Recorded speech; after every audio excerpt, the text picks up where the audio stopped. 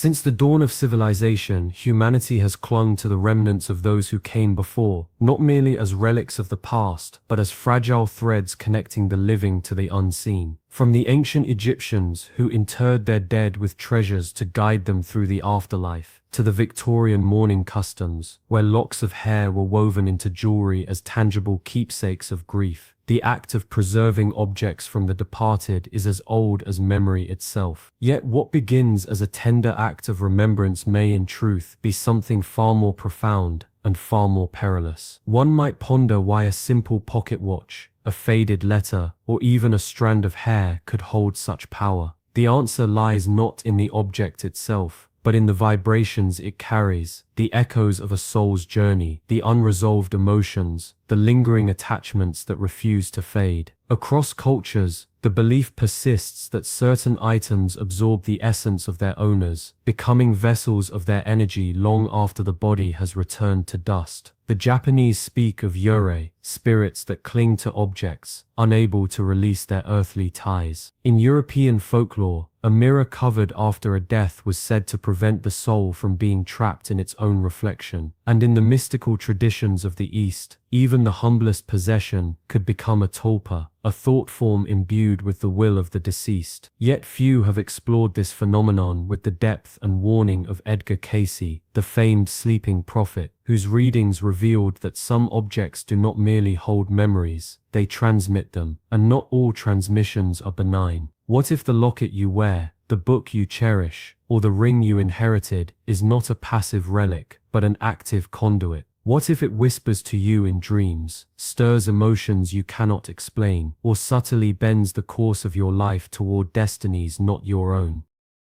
The question then arises: when we preserve these fragments of the past, are we honoring a memory or inviting an unseen presence to linger? And if the latter, what manner of force might we unknowingly welcome into our lives? The answers lie not in superstition, but in the forgotten wisdom of those who dared to peer beyond the veil. And as we stand at the threshold of this revelation, one must ask, what objects do you keep, and what have they truly brought into your home? In the shadowed corridors of metaphysical inquiry, Edgar Cayce emerged not merely as a seer, but as a chronicler of unseen forces, those silent vibrations that linger long after the physical form has departed. His readings, meticulously documented across decades, reveal a sobering truth: not all remnants of the deceased are benign. Some objects, he cautioned, do not merely hold memories, they emit them, radiating energies that can seep into the living mind, like an unseen mist, altering perceptions,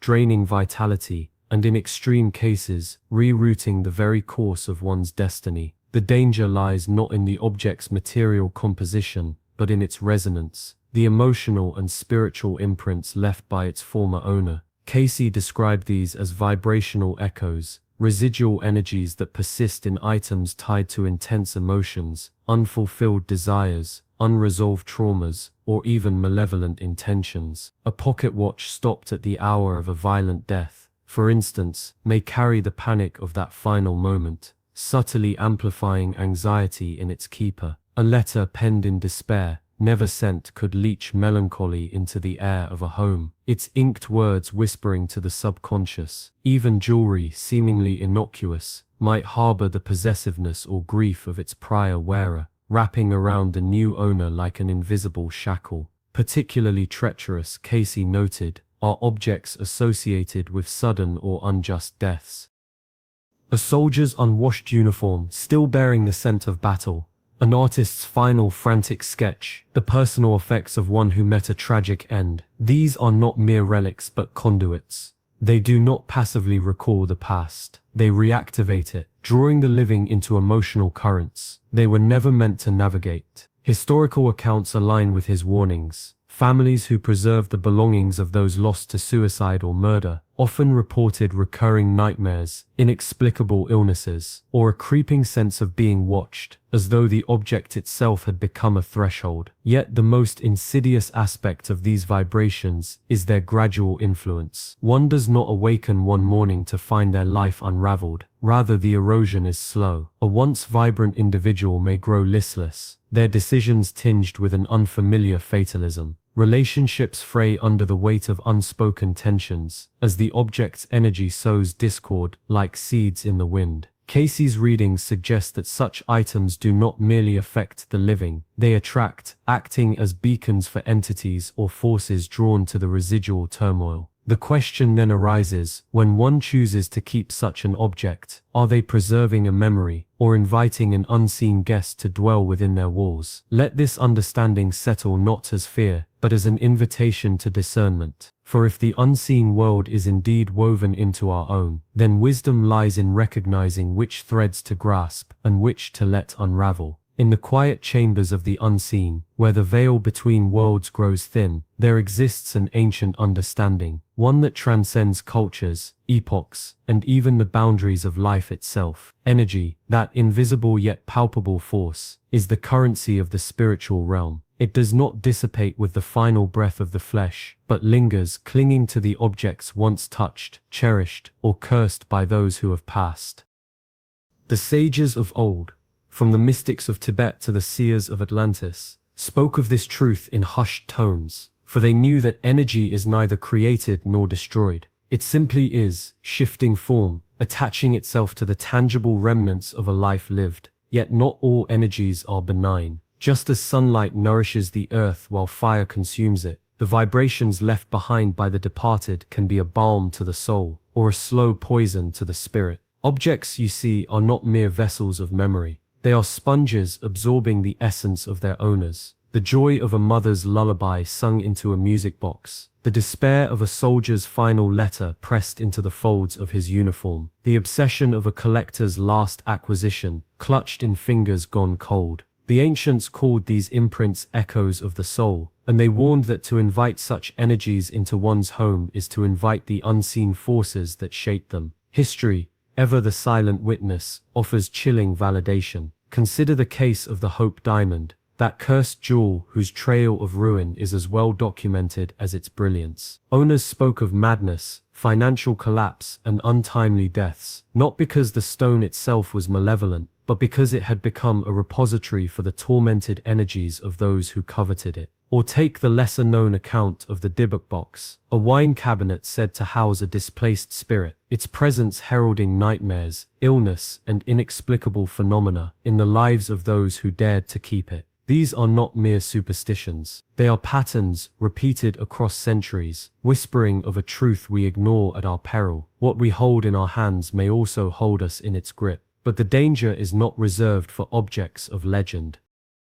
A pocket watch stopped at the hour of a loved one's passing, a diary filled with unspoken regrets, even a simple ring worn in life's final moments. Each may carry a resonance that seeps into the living, subtly altering moods, decisions, and fate itself. The question, then, is not whether these energies exist. It is whether we are willing to acknowledge the weight of what we keep, and what, in turn, keeps us. Pause now, and let the mind wander to the shelves, drawers, and hidden corners of your own life. What relics do you guard? And what unseen currents might they be stirring in the depths of your days? There is an ancient belief whispered through the corridors of time and echoed in the teachings of mystics like Edgar Cayce, that objects are not merely inanimate. They are vessels of narrative, silent witnesses to the lives they once touched. A pocket watch may still hum with the urgency of a man who was always late, its ticking a ghostly reminder of his restless spirit. A ring might carry the weight of vows spoken in trembling voices, its metal warmed by decades of devotion, or cooled by the chill of betrayal. These are not mere possessions. They are archives of the soul, encoded with the joys, regrets, and unresolved tensions of those who once held them.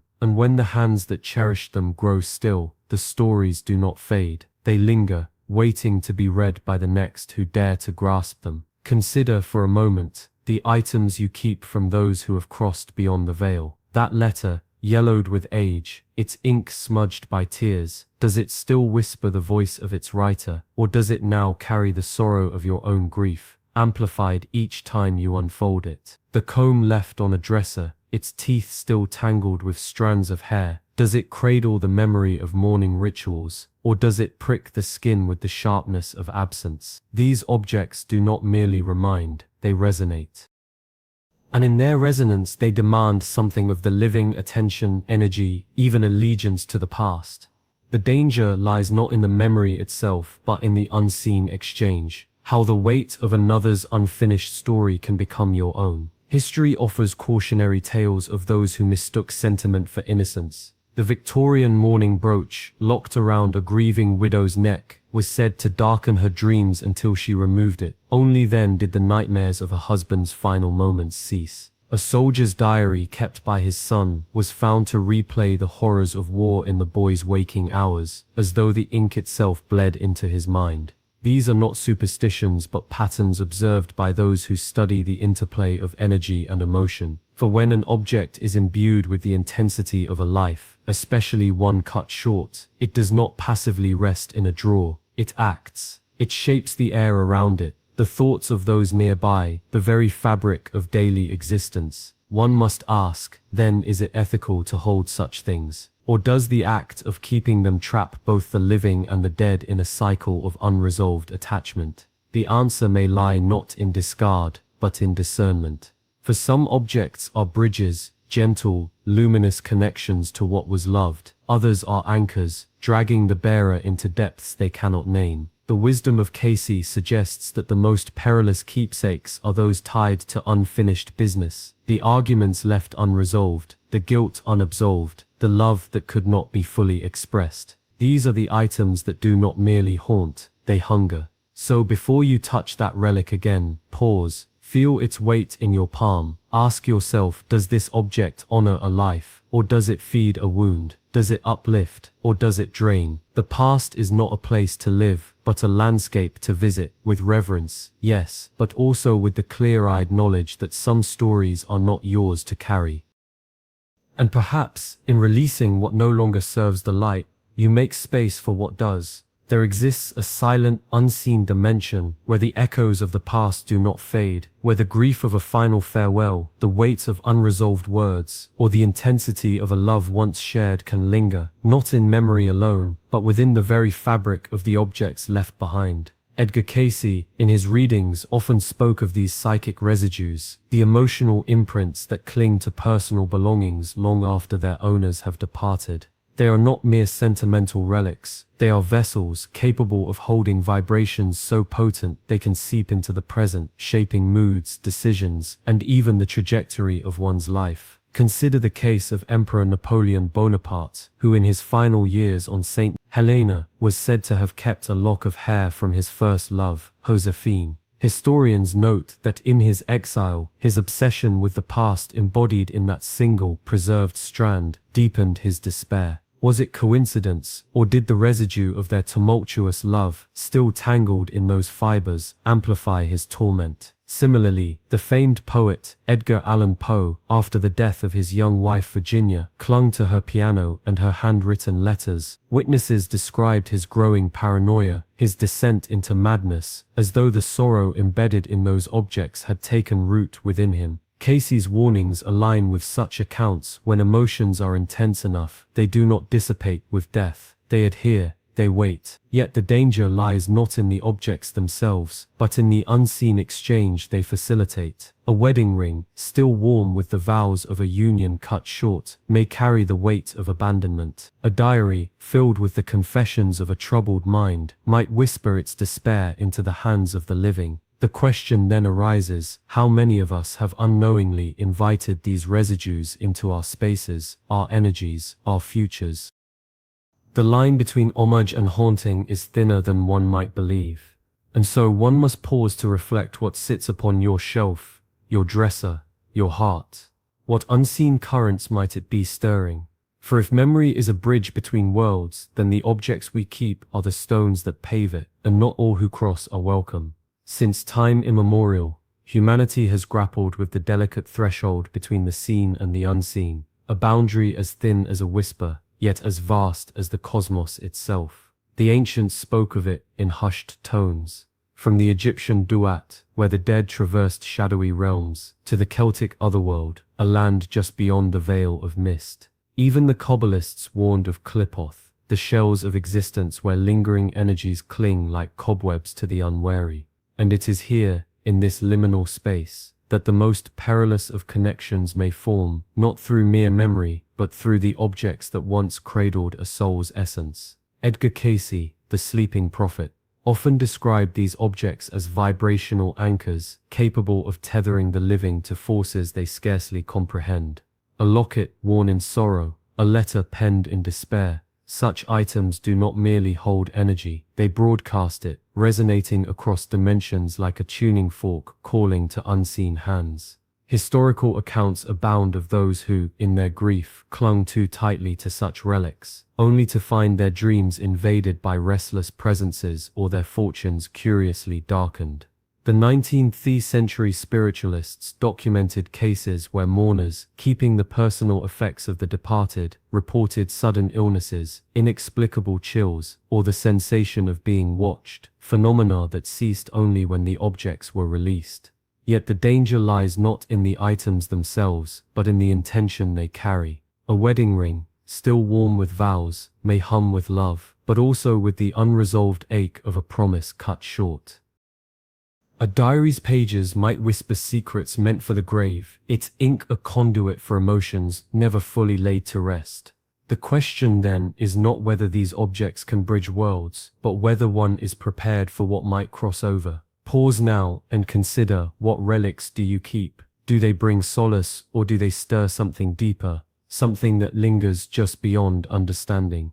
The veil is thinner than we think, and what waits on the other side may not always be at peace. The most perilous relic when the intimate becomes the invisible chain. They say the dead leave echoes, not in the wind, nor in the fading photographs, but in the objects they once pressed against their skin. And yet, among the relics of the departed, there exists one category so deceptively benign, so suffused with the illusion of warmth, that its danger is seldom recognized until the unraveling begins. It is not the framed portrait gazing from the wall, nor the yellowed letters tucked in a drawer. No, it is the personal adornment, the intimate fabric of their being, the wedding band still bearing the groove of their finger, the pocket watch warmed by decades against their chest, the shawl that once draped their shoulders in moments of sorrow or joy. Edgar Cayce, in his trance-induced revelations, spoke of these not as mere possessions, but as vibrational anchors, objects that do not merely hold memory, but transmit it, like a stone cast into a pond whose ripples never cease. Historical accounts from Tibetan Lamaism to medieval European grimoires warn of the same phenomenon, that clothing and jewelry, having absorbed the essence of their wearer, sweat, tears, the magnetic pulse of their emotions, become conduits for what the ancients called lingering currents. A brooch passed down through generations may carry the unresolved grief of its original owner. A coat, still redolent with their perfume, might whisper their final unspoken regrets into the air of a quiet room.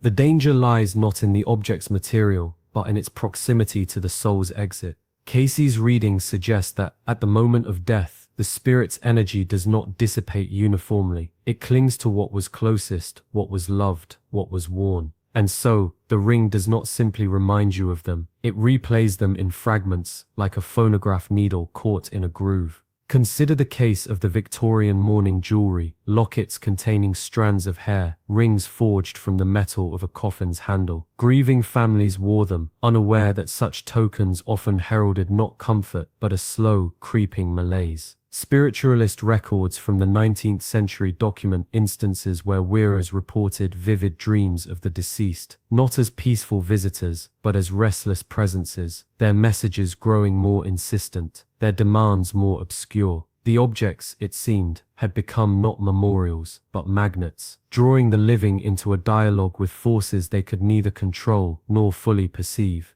And so one must ask, what hangs in your closet? What rests against your skin? The danger is not in the memory itself, but in the unseen exchange. The way a locket's cold metal against your collarbone might not be a comfort, but a summons. The spirits do not always knock. Sometimes, they simply wait in the folds of a scarf, in the weight of a signet ring, until the living, in their longing, invite them in. Let this be the moment you examine what you keep, not with fear, but with discernment. For to honor the dead is to remember them in light, not to wear their shadows like a second skin.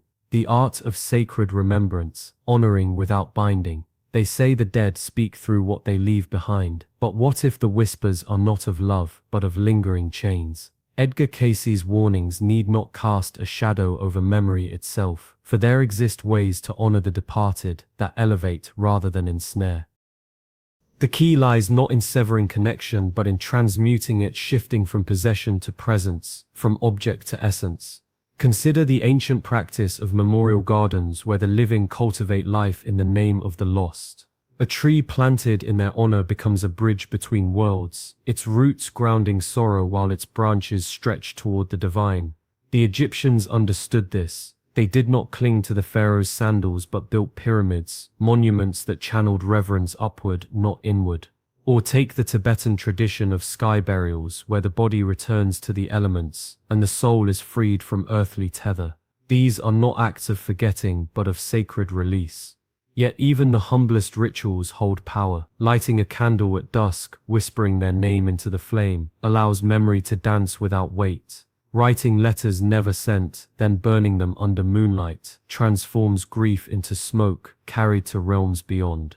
The Japanese Toronagashi ceremony floats lanterns upon water, a visual prayer that dissolution need not mean disappearance, but beware the trap of sentimental stagnation. A photograph in an album is one thing, a wardrobe frozen in time, another. The danger lies not in remembrance but in refusal to let the relationship evolve. The dead do not wish to be museum pieces, they wish to be remembered, not preserved. Create altars, yes, but let them breathe. Speak their stories aloud, but allow new chapters to unfold. So ask yourself, does this object hold their spirit, or does it hold you? True honor is not in clutching relics, but in carrying their light forward, unburdened, unbroken, and utterly alive. The past need not be a cage when it can be a compass. Now consider, what would they have you build in their name? Not a shrine of sorrow, but a legacy of love. And so, the journey through memory and the unseen reaches its culmination, not with warnings alone, but with a deeper understanding of the delicate balance between remembrance and release. Edgar Cayce's insights did not seek to sever the bonds of love, but to illuminate the unseen currents that flow between the living and the departed. For what is a memento, if not a vessel, sometimes sacred, sometimes perilous, carrying not just the echo of a voice or the shadow of a touch, but the very resonance of a soul's unfinished story. The objects we cling to are more than wood, metal, or cloth. They are conduits of energy, imprinted with the emotions, struggles, and unresolved desires of those who once held them. A pocket watch may tick with the urgency of a life cut short. A letter might whisper secrets meant for ears long turned to dust. Yet, as Cayce revealed, it is not the object itself that poses danger, but the attachment it fosters, the way it anchors the living to the past, blurring the boundary between reverence and obsession. The most treacherous keepsakes are those that do not merely remind, but demand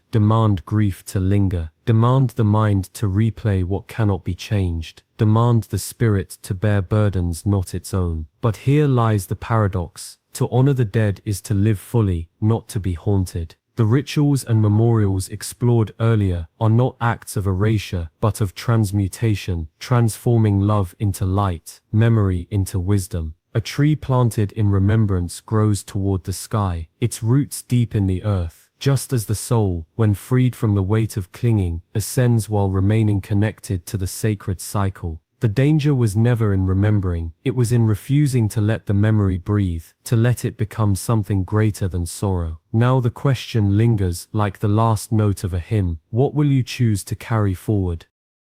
The unseen forces Cayce spoke of are not distant specters, but the very currents of energy that shape existence, currents we either navigate with awareness or allow to pull us under. Perhaps the greatest act of love is not in preserving every fragment of the past, but in trusting that what truly matters cannot be lost. The soul's essence is not confined to a ring, a diary, or a lock of hair. It lives in the stories retold, the lessons embraced, the quiet moments when their presence is felt not as a shadow but as a guiding star. Let this be the invitation to stand at the threshold between holding on and letting go, and to ask not with fear but with reverence, what memories serve your spirit's journey and which have become chains. For in the end, the most profound connection to the departed is not found in what you keep, but in how you live. And that perhaps is the mystery Cayce urged us to uncover. And so the narrative unfolds, not as a warning etched in stone, but as an invitation whispered through the corridors of time, an invitation to peer beyond the veil of sentimentality and confront the unseen currents that bind the living to the dead.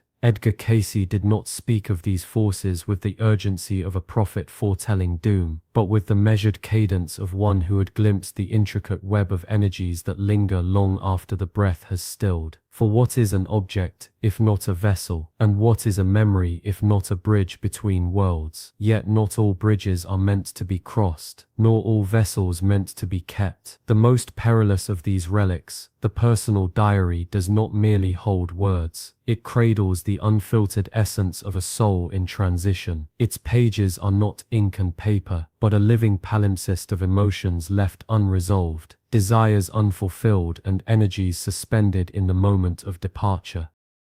To cling to such an artifact is to invite an echo that does not fade but amplifies, shaping thoughts in ways unseen, bending perceptions toward paths not one's own. The diary does not whisper, it projects, casting the shadow of its author upon the reader's mind, until the line between remembrance and possession blurs beyond recognition. Yet here lies the paradox. The danger is not in the object itself, but in the refusal to acknowledge its power. For those who dare to look deeper, the question arises, what is it that we truly seek to preserve? Is it love, or is it control? Is it memory, or is it the illusion of permanence in a world where all things, even grief, must eventually transform? The spirits of the departed do not linger in photographs or trinkets, but in the energies we choose to nurture or neglect. And so one must ask, what unseen forces have you welcomed into your space, believing them to be harmless? When was the last time you held an object from the past and felt not warmth, but a subtle, insistent pull, like a current drawing you toward shores you never intended to visit? The choice is not between remembering and forgetting, but between honoring and being bound. The dead do not ask to be worshipped through relics, they ask to be released, as we too must release ourselves from the weight of what no longer serves the living. The path forward is not one of fear, but of discernment. Let this be the moment you examine the altars of memory you have built, not with the eyes of mourning, but with the clarity of one who understands that some doors are meant to remain closed. And if you dare, consider this, what would shift in your life if you laid down the objects that no longer belong to you? What energies might finally dissolve, allowing space for your own destiny to unfold, unburdened by the echoes of another's journey? The answers do not lie in the pages of the past, but in the silence that follows when you set them down.